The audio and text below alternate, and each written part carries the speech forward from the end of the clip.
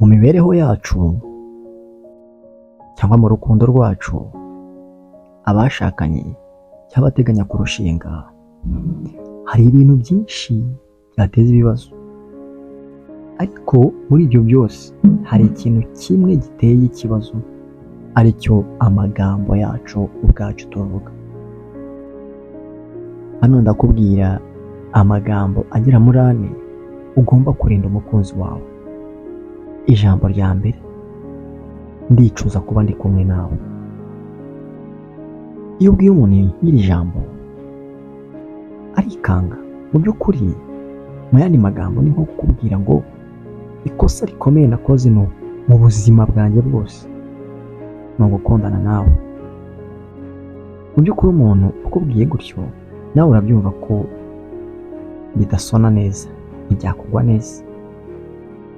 Iri jambo ni ryo kwicuza, ni nko kukubwira ngo sinkigushaka cyangwa sinkeneye kuba ndi kumwe nawe. Ushobora kumva ko ari ijambo risanzwe, ariko wasesenguye neza ni ribi pe.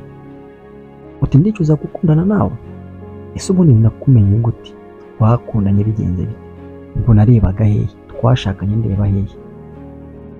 Irinde, urinde umukunzi wawe iri jambo ndicuza kuba ndi kumwe nawe.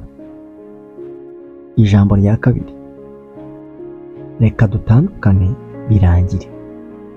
Akenshi benshi barikoresha nk'igikangisho, utereka mbere bagende ndebe niba kinkunda koko. Iri jambo naryo riraremereye. Ikibazo kivuka kenshi ku gitsina gabo, bo ntibajya biyumvisha ko ari ugutebya. Rero niba hari n'indi myiteguro mwari mufitanye, wenda yo gushakana, yo kurushinga, bishobora kwangirika.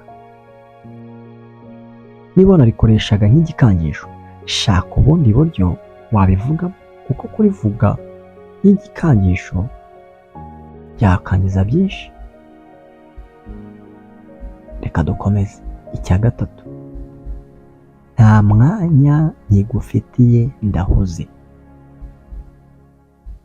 Ndahuze, mpagijwe n'ubuzima bwanjye n'akazi kanjye. Yego, urahuze. Iyi ni imvugo iri aho isa nk'iyoroheje, ariko ubusobanuro bwayo nuko utakiri ingenzi mu buzima bwe, kuko ikintu cyose cy'ingenzi kuri wowe ugiha agaciro, ukibonera umwanya. Ariko wowe ukomeje kumbwira uti ndahuze, ndi busy, kandi ntibyari bisanzwe. Niba ukunda umuntu umubonera umwanya, umubwira ngo urahuze. Rero ibi bintu byirinde, birinde umukunzi wawe. Ushobora kumva ko ari ibintu bidasanzwe. Ijambo rya 4 dusoza: bicaho byagaciye, nibishake. Utese urabona umubano wacu bizarangira gute? Bicaho byagaciye, niba uko bishaka. N'ubundi se ntiwambonye nkuze?